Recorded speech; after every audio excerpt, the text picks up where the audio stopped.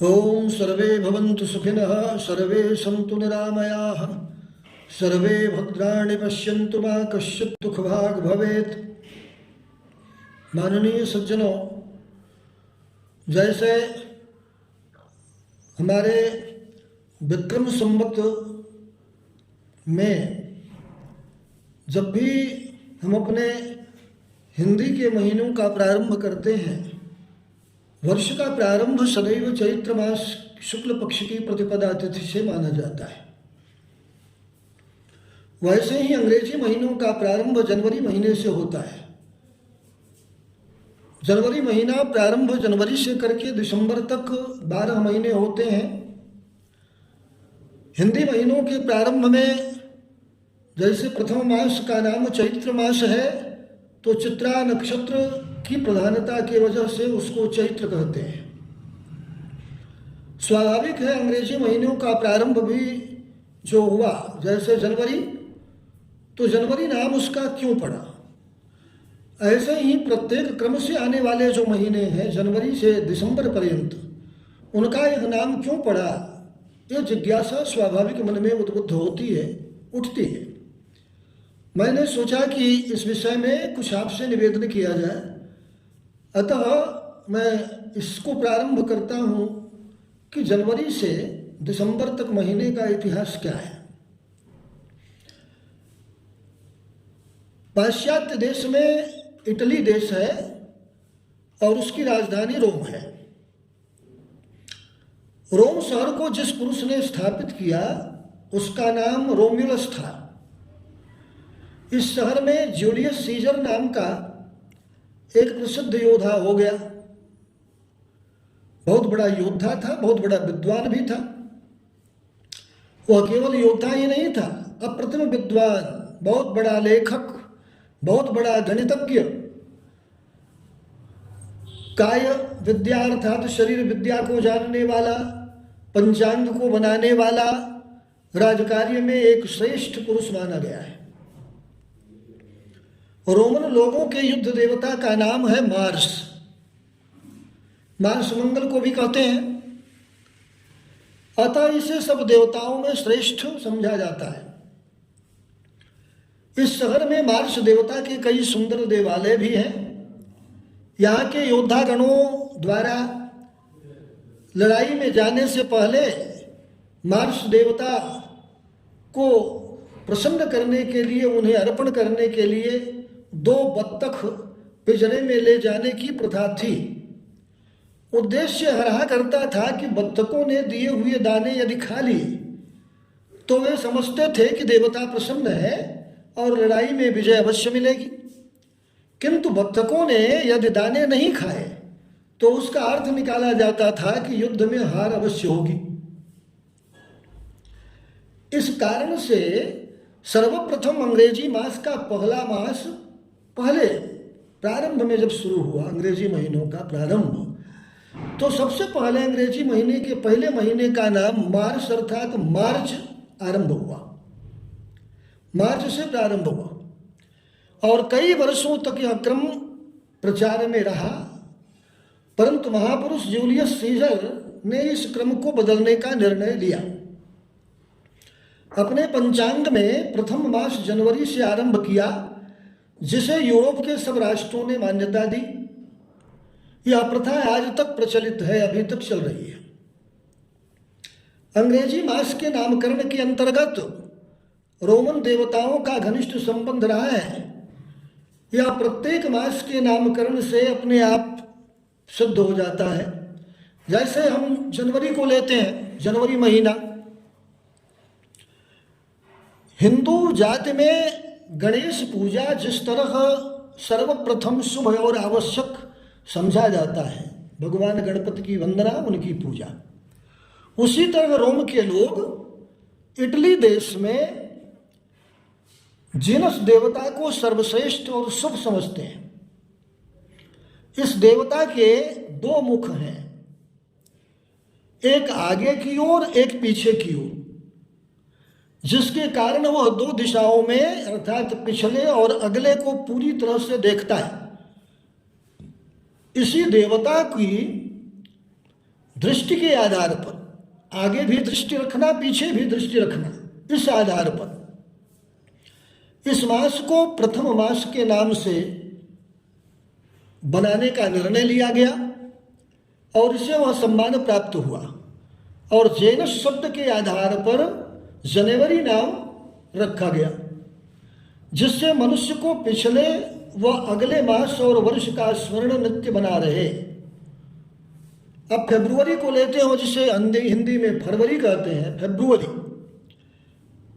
Roman लोगों में सुचिरभूत होने के लिए, पवित्र होने के लिए फेब्रुआ नाम की एक श्रेष्ठ विधि है। अतः इस नाम के आधार पर द्वितीय महीने का नाम फरवरी रखा गया, ऐसा लगता है। प्रत्येक चौथे वर्ष इस मास के 30 दिन निश्चित किए गए थे पहले, परंतु इटली के बादशाह अगस्टस ने यह क्रम बदलकर 28 दिन का और हर चौथे वर्ष का मास 29 दिन का निश्चित किया, जो कि आज तक प्रचार में है। फरवरी के विषय में हुआ। अब मार्च को लेते हैं, जिसको मैंने भी पहले बताया है। मार्च अर्थात मार्च, रोम्युलस जिसने रोम शहर स्थापित किया, उसके पिता का नाम मार्च था। इसी कारण से इस मास को वर्ष के प्रथम मास गिने जाने का सम्मान प्राप्त हुआ और यह कई वर्ष तक वर्ष का प्रथम मास बना रहा।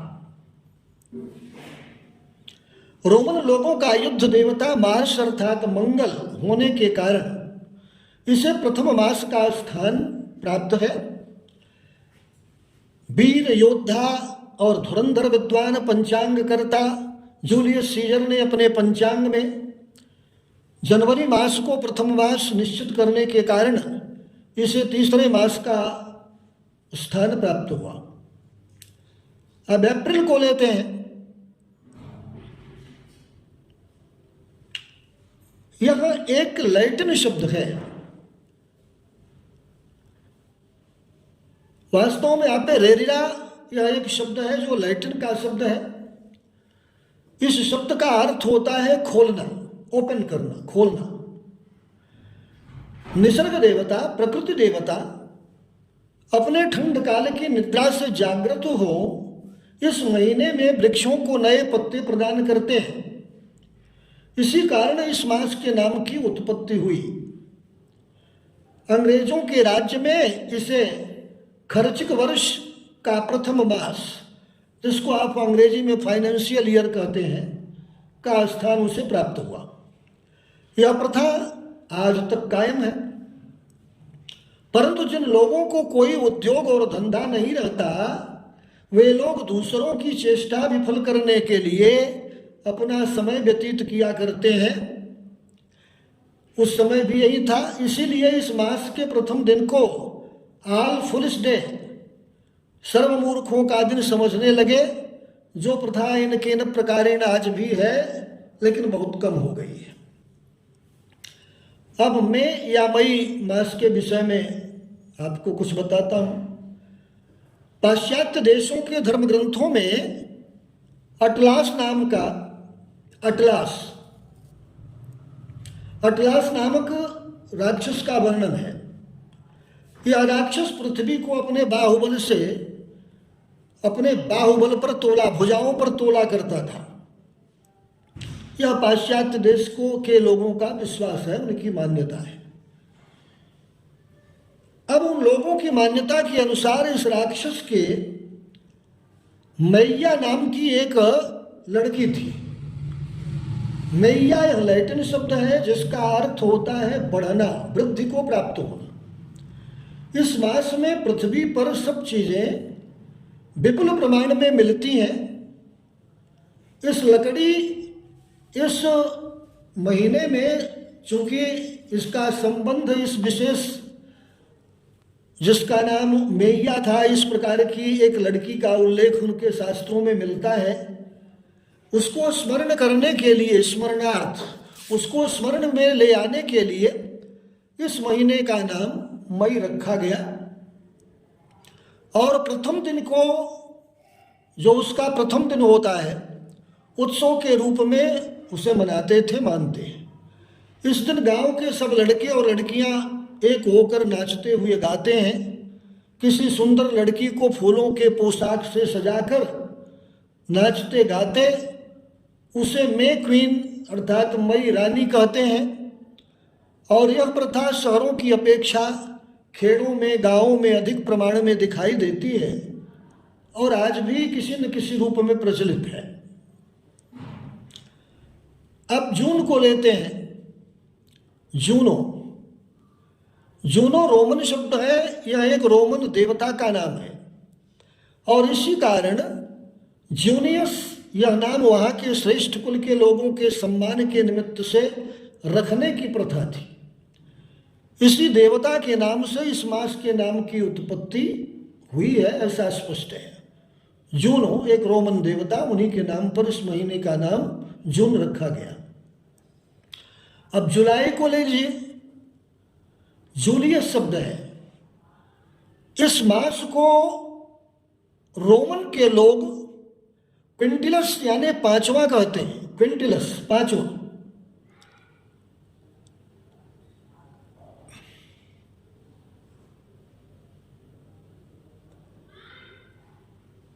मैं आपको जूनो रोमन देवता के विषय में भी बता चुका हूं। आपने देखा कि उनके नाम के आधार पर ही जून महीने का नाम रखा गया है, यह एक प्रमाण सिद्ध बात है। लेकिन जुलाई क्विंटिलस यानी पांचवा कहते हैं, जबकि वर्ष का आरंभ मार्च महीने से हुआ करता था पहले। जूलियस सीजर का जन्म इसी मास की 15 तारीख को ईसा मसीह के जन्म के 200 वर्ष पहले हुआ। इस वीर को स्मरण करने के लिए इस मास का नाम जुलाई रखा गया, जूलियस सीजर। इस नाम से आप सुप्रसिद्ध नाटककार, अंग्रेजी के बहुत बड़े नाटककार ने एक जूलियस सीजर नाम का नाटक भी लिखा हुआ है। अब आपको अगस्त महीने के विषय में बताता हूं।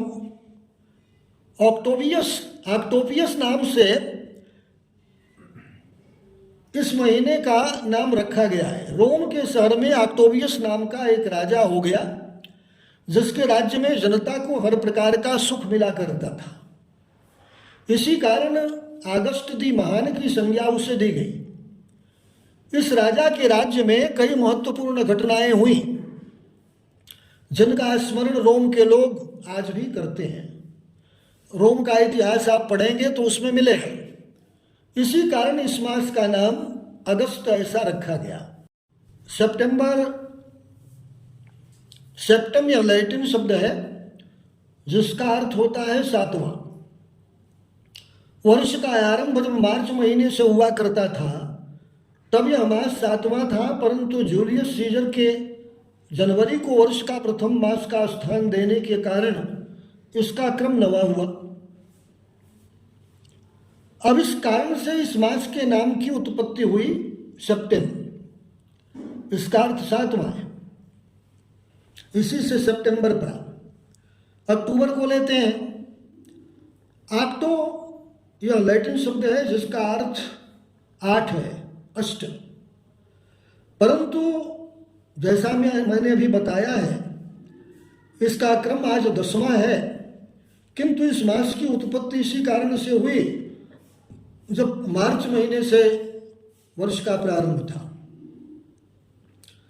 नवंबर को लेते हैं। नोवेम शब्द है, नोवेम या लैटिन शब्द है। तारीख 5/11/165 को इंग्लैंड में कहते हैं कि इस दिन गाय फॉक्स ने पार्लियामेंट हाउस उड़ाने का प्रयत्न किया था। वहाँ के लोग इस मास को रक्तमास कहते हैं, क्योंकि वहाँ के लोग इसी मास में अपने खाने के लिए पशुओं का संहार किया करते थे। इसी कारण इस मास का नाम नवंबर रखा गया। अब दिसंबर को लेते हैं। डिसीम यह लैटिन शब्द है, इसका अर्थ 10वां है, किंतु जैसा मैंने पहले आपको बताया था, जब मार्च से प्रारंभ होता था महीना, तब ये 10वां था। लेकिन महायोद्धा और विद्वान जूलियस सीजर के कारण इसका क्रम बदलकर 12वां मास हुआ। इस मास की 25 तारीख को ईसा मसीह का जन्म हुआ। इसी कारण ईसाई लोग इस मास की 25 तारीख को बड़ा दिन आज तक कहते हैं और मनाते हैं धूमधाम के साथ। इस मास के नाम की उत्पत्ति का कारण एकदम स्पष्ट है। इस प्रकार मैंने आपको संक्षेप में अंग्रेजी के महीनों के नाम के इतिहास के विषय में कुछ बताया है। अगर यह आपके लिए लाभप्रद होगा तो मैं अपने इस प्रयास को सफल मानूंगा, समझूंगा, अपने को उपकृत समझूंगा। इन्हीं शब्दों के साथ